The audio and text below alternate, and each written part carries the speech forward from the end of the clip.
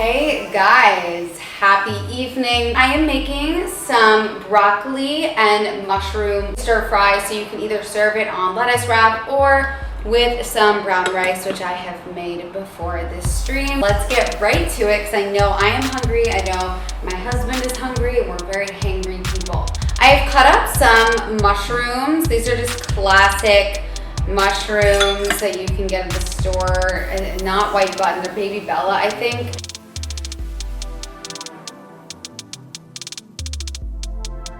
I would say it's about 2 cups. Before I cut the broccoli, I want to tell you why we need to stop wasting broccoli stems. We really must stop wasting them. They are so tender, they kind of remind me of an asparagus, and they have a lot of flavor to offer. So before you toss them, I know everyone says keep them for soups and stocks and what have you, but you can just eat them in the dish, and I'm gonna show you my secret way on how to make them the absolute best. I've got the broccoli head here. I'm just gonna cut it off. So I have the florets and the stems, and we're just gonna separate them. Let's cut the broccoli florets first. So I'm just gonna cut this little stem part, which I will keep. And you just kind of use your knife to break it apart like this. Like that. And once you get to a really big one, just cut it into the same size-ish kind of pieces. We're making a stir fry, so we do want everything to cook at a very similar rate.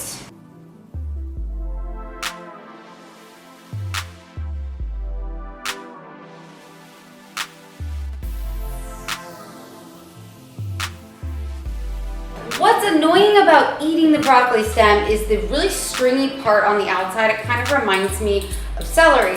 So what I do is I just peel it off. And I've seen a few chefs talk about how this helps, and I think it's a great trick. So I started to do it a while ago, and ever since I learned it, we always eat the broccoli stems.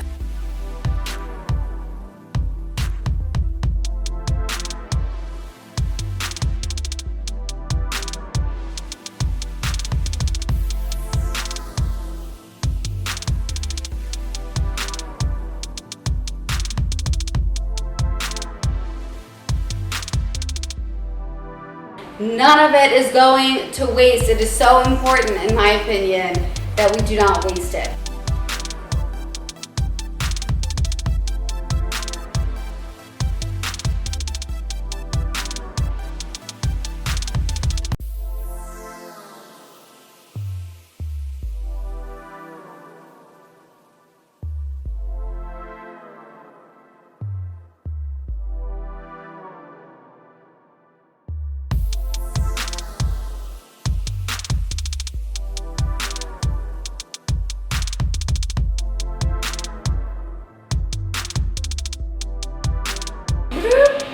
Beautiful, so exciting. All right, so get like a slotted spoon or a colander and start to take the broccoli. Also got to put our mushrooms in, I forgot.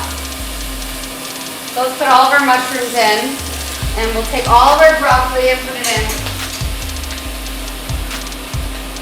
I should have put the mushrooms in a little bit before, but we'll be fine. That's the point of going live. We get to live through the mistakes. So when you blanch a vegetable, you're usually supposed to just shock it in an ice bath so it stops cooking. But in this case, I just want it to keep cooking. Like, I don't want it to stop. So that's why I am putting it directly into my saute pan. I'm gonna bump that heat up a little bit.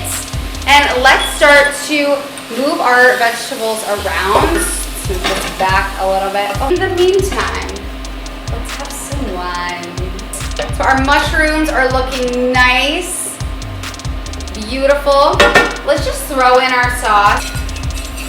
Wow, it seems like that rice flour is really working for the thickener, but let's find out. All right, moment of truth. Let's keep mixing this around. You can see it looks really delicious, and it's very thick. It's not too thick, but it's definitely thickened. So put some rice on the side, and I'm just going to pour some of our broccoli.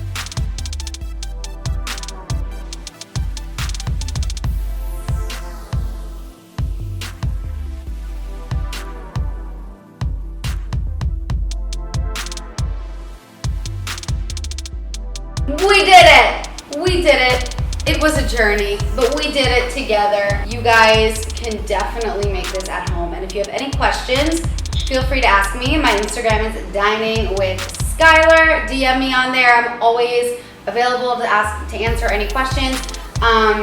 Also, whatever vegetables you have, this brown sauce, this brown sauce tastes awesome, and you can make it with whatever. On that note, I'm gonna take a bite. Wow. Sebastian's gonna love this. Have a great rest of your week, a great weekend. I'll see you later.